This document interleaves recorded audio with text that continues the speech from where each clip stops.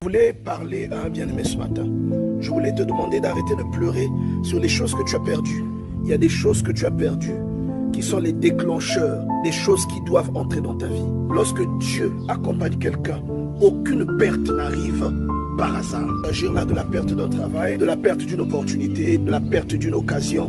Quel que soit le type de perte que tu as, aucune perte ne vient pour te détruire. Aucune perte ne viendra pour te diminuer. Au contraire, elle révélera Dieu en toi. Ces choses-là que tu as perdues peuvent être le point de départ des choses que tu dois obtenir. 1 Samuel chapitre 9 raconte l'histoire de la perte des ânesses du père de Saül. Sans cette perte, bien-aimée, Saül n'aurait jamais rencontré Samuel. Lorsque Saül part à la recherche des ânesses de son père, il est loin de se douter qu'il ira rencontrer Samuel et que derrière, il recevra une onction qui bouleversera sa vie. Durant la rencontre, Samuel lui explique que lorsque tu me quitteras, tu rencontreras un groupe de personnes et l'Esprit de Dieu viendra sur toi et tu seras changé en un autre homme. Et tout cela, je vous le rappelle, a été occasionné par la perte des ânesses de son père. Parfois, les pertes qui surviennent dans votre vie ne sont pas des pertes qui sont là pour vous défavoriser.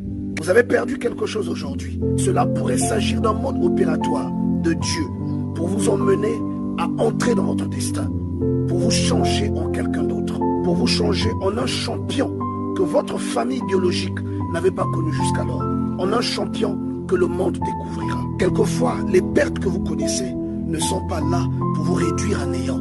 Quelquefois, ces pertes, bien-aimées dans le Seigneur, sont là pour révéler le héros en vous, pour révéler la ressource cachée, pour révéler le plan de Dieu dissimulé à l'intérieur de votre vie. Si Saül n'avait pas perdu les ânesses de son père, il n'aurait jamais rencontré Samuel. Et ce qui était d'abord une perte, une cause d'inquiétude, est devenu une occasion de révélation, le point de départ d'une onction.